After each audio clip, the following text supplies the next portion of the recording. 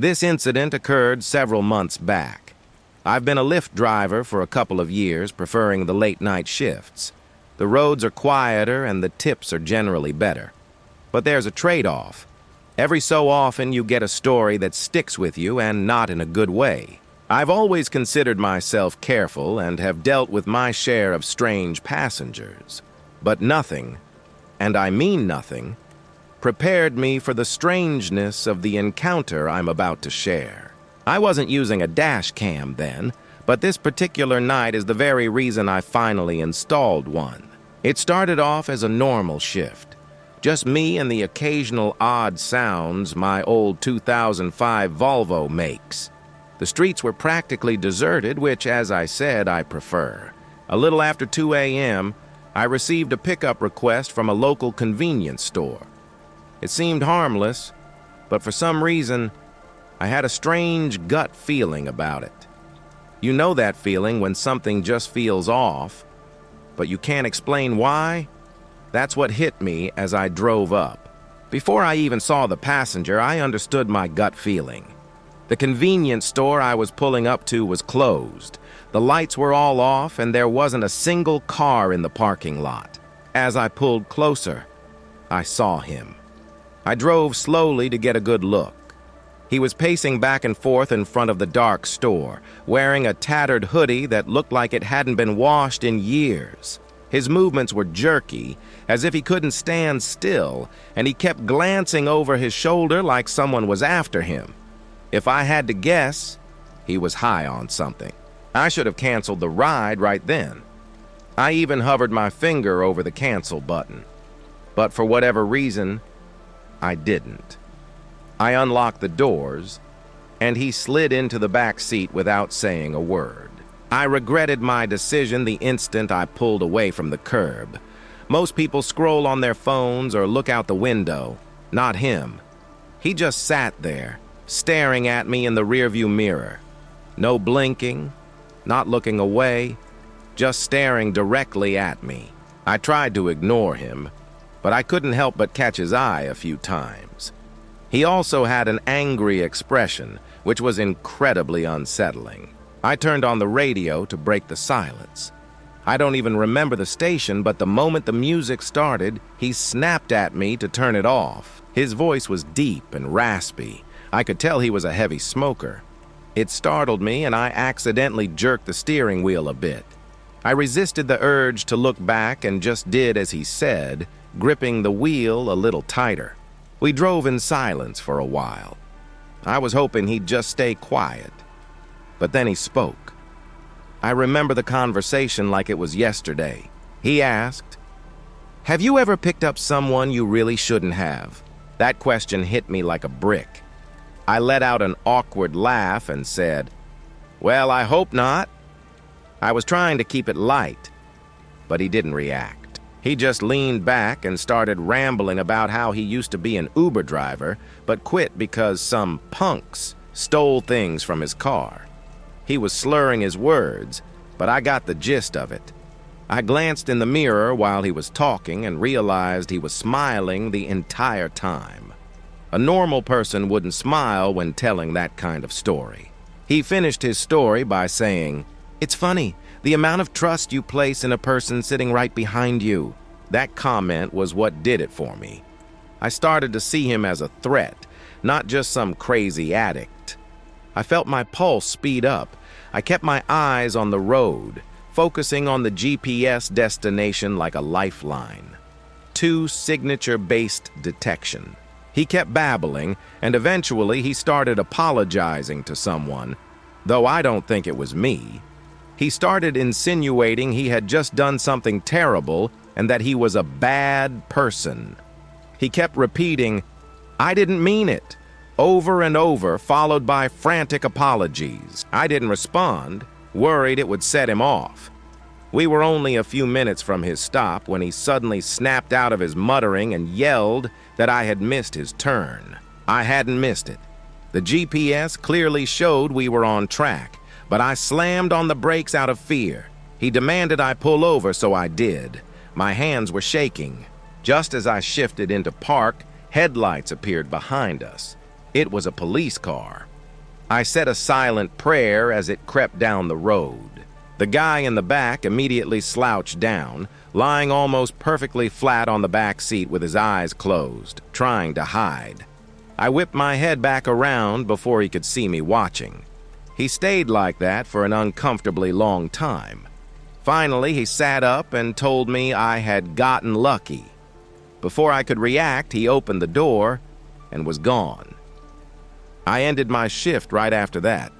I was too shaken up to keep driving. It wasn't until a few weeks later that I saw a news article on my phone that proved how dangerous that situation was. According to the report, a convenience store had been robbed that same night, just 2 blocks from where I picked him up. It makes me sick knowing I was inches away from a dangerous criminal who could have harmed me. I'm still cautious about who I let in my car. I once lived in the city. The urban lifestyle was what I always envisioned for myself. But after a deeply traumatic event, I found I couldn't tolerate even the smallest sounds.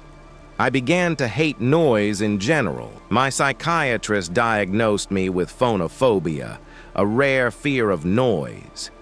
You know the pins and needles feeling when your foot falls asleep? It was like that, but in my chest, always there. Every car horn or slamming door felt like an electric jolt to my nervous system. I couldn't live like that.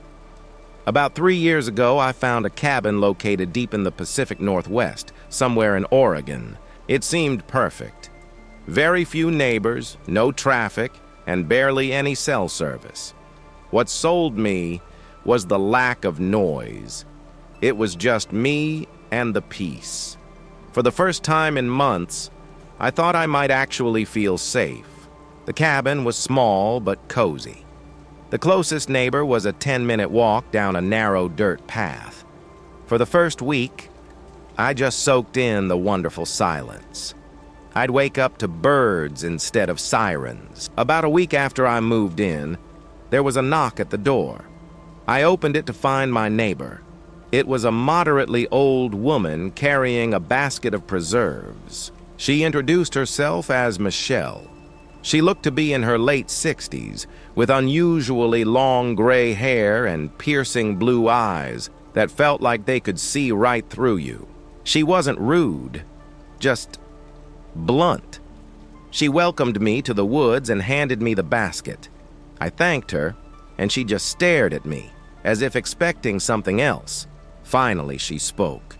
Her exact words were, "Always keep your lanterns full, your windows shut tight, and your wits sharper than your axe." It sounded more like a warning than advice. I just nodded, smiled, and went back inside. After shutting the door, I stood there and waited to hear her footsteps. She didn't walk away for a full 45 seconds, which was perhaps the most unsettling part of the meeting. That night, a rare thunderstorm rolled in. I lit some candles and curled up with a book. I actually found the natural sounds of the storm soothing. But that peace didn't last. A few hours into the storm, there was a knock at the door. It was more of a loud, urgent banging. My heart started pounding.